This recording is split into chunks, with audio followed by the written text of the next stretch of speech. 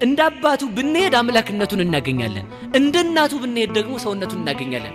በሰውነቱም ፍጹም ነው፣ በአምላክነቱም ፍጹም ነው። ይህን በማን እናውቃለን ከተባለ በድንግል ማርያም። ክርስቶስ ፍጹም ሰው አልሆነም አያሰኝም። ለምን? ሔዋን አዳም ያለ እናት ሲያስገኛት ሔዋን ከአዳም ስለተገኘች ሔዋን ጎደሎ እንደማትባል ክርስቶስ ከመቤታችን ያለ አባት ሲወለድ ሰው ሲሆን ክርስቶስ ባህሪው ይጎደለበት አያሰኝም። ፍጹም ምንድነው?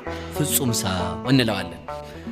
የአብ ልጅ ፈጣሪ ነው ኢየሱስ ክርስቶስ ፈጣሪ ነው ብሎ የሚያምን ሰው ሲመጣ የድንግል ማርያም እንጂ ድንግል ማርያምንም ወላዲተ እግዚአብሔር ብለህመን እንላለን ማለት ነው።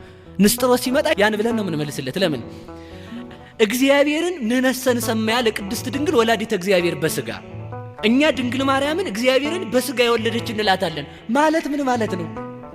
እግዚአብሔር ወልድን በባህሪው የወለደ እግዚአብሔር አብ ነው። እግዚአብሔር ወልድን በባህሪዋ የወለደች ድንግል ማርያም ናት። ምን ማለት ነው?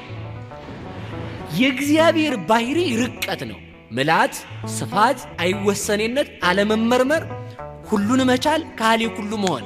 ከዚህም የተነሳ ነው መልአክ አላዳነንም መላእክት አያድኑንም የምንለው። መልአክ መሆን እንጂ መልአክ ሰው መሆን አይችልም። ሌላም ደግሞ እናምጣ። ሰውም አላዳነንም ነቢያት አላዳኑንም የምንለው ነቢያት ፍጡር ሆነው መቀጠል ይችላሉ እንጂ ከፍጡርነት ወጥተው አምላክ መሆን አይችሉም። እንስሳትም አላዳኑንም የምንለው እንስሳ ሆኖስ ይቀጥላል እስከ መጨረሻው ቴክኖሎጂ እስከፈለገው ድረስ ቢያድግ እርግጠኛው የምናገረው ነፍስን መስራት አይችልም። ዝንጀሮን ሰው ማድረግ አይችልም። ዝንጀሮ ከተማ እንድትለምድ ዳቦ አስለምዶ ሊያረጋት ይችላል። ዝንጀሮን ግን ሰው ማድረግ በፍጹም አይችልም። እነዚህ ሁሉ አላዳኑንም የምንለው ሁሉን የሚችለው እግዚአብሔር ነው። ሁሉን የሚችለው ነው ሰው የሆነው። ለምን ያመዋል ሰው? አዎ መልአክ አላዳነንም፣ አዎ አላዳነንም። እግዚአብሔር ግን አዳነን። እግዚአብሔር ሰው ሆነ። ለምን? እግዚአብሔር ሁሉን ይችላልና። ሁሉን ከቻለው ሰው መሆንም የሚችለው እግዚአብሔር ነው። ስለዚህ ልብ እንበል። ወልድን በባህሪው የወለደው አብ ነው። በባህሪው ማለት በእግዚአብሔርነቱ። ሰው ራሱን ሳያውቅ እግዚአብሔርን ልወቅ እያለ ድፍረቱ ማለት ነው። ምንድነው ማለት የፈለግኩት? በዘመን የመጣ ሰው ዘመን የሌለውን እግዚአብሔርን ልመርምር ሲል ችግር እኮ ነው። አሁን ውጭ ላይ ምንድነው እየተሰራ ቢባል ወይ መረጃ ካላከለ ሰው ማወቅ አይችልም። አሁን ሰው እኔን ማወቅ ይችላል፣ እዚህ የተሰበሰበው ሰው አይችልም።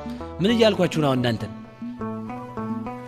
እኔ አለልም እንጂ አፈር ያብላችሁ ብል አታውቁትም ማለት ነው።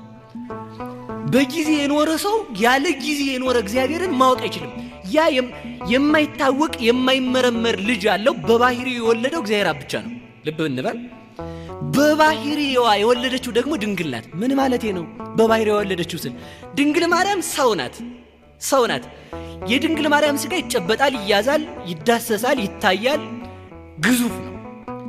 በባህሪዋ የወለደችው ማለት ድንግል ማርያም እግዚአብሔርን በመለኮቱ ሳይሆን የወለደችው በሰውነቱ ነው። ማለት ምን ማለት ነው? ሩቅ መለኮትን ብቻ የወለደች ሳይሆን መለኮትን በስጋ ተዋህዶ ነው የወለደችው። ድንግል ማርያም ለእግዚአብሔር ወልድ የባህሪ እናቱ ናት። እንዴት ሊል ነው ሰውየው። እንግዲህ እንዴት ሲለኝ ጥያቄ የማቴዎስ ወንጌል ምዕራፍ 3 ላይ በዮርዳኖስ ሲጠመቅ ይህ ልጄ ነው ያለው ወይንስ እነዚህ ልጆቼ ናቸው ነው ያለው? ወይንስ በዚህ ላይ ያደረው ልጄ ነው ያለው? ይሄ ልጄ ነው አለ። ማንን? ስጋን ራሱን ማለት ነው። ለምን? ስጋ ማን ስለሆነ? መለኮት ከስጋ ጋር ሲዋሃድ ስጋ ቃለ አብ ወቃለ መንፈስ ቅዱስ ሆኗልና ስጋ አምላክ ስለሆነ ያ ስጋ የአብ ቃል ነው። ያ ስጋ ከድንግል ማርያም ስጋን የተነሳው ያ ስጋ አካላዊ ቃል ሲዋሃደው ምን ሆኗል ማለት ነው? አምላክ ሆኗል። ስለዚህ በባህሪዋ ወለደችው። የባህሪ ልጅ ያለው እግዚአብሔር አብ ነው። የባህሪ ልጅ ያላት ድንግል ማርያም ናት። ዘመን የማይወስነው ልጅ ያለው እግዚአብሔር አብ ነው። ዘመን ወስኖት እንደ ሰውነቱ 5500 ዘመን ቀድሞት ከ5500 ዘመን በኋላ ዓለምን የሚያስረጅ ልጅ ፈጣሪ ልጅ ያላት ድንግል ማርያም ናት። ስለዚህ ምን እንላታለን? አብ በባህሪው የወለደውን ድንግል ማርያም በባህሪው የወለደችው ማለት የሰው ባህሪ ሰው አይደለ? ስለዚህ ፍጹም ሰው የሆነው ከድንግል ማርያም ነው። አንድ ነገር ብቻ እናንሳ። አንድ ልጅ ያለው ማን ነው? አብ ነው። አንድ ልጅ ያላት ደግሞ ድንግል ማርያም ናት። አንድ ልጁን ለተዋህዶ የሰጠ አብ ነው። አንድ ልጇን ደግሞ ዓለምን እንዲያድን ከሷ አንድ ልጅ የወለደች ደግሞ ድንግል ማርያም ናት። ስለዚህ ምን እንላታለን? የእግዚአብሔር አብ ምልክት እንላታለን። ምልክትነቷ በምንድን ነው ከተባለ አሁን ሰው ብቻውን መውለድ ይችላል? ብቻውን መውለድ አይችልም። ብቻውን የወለደ ማን ነው?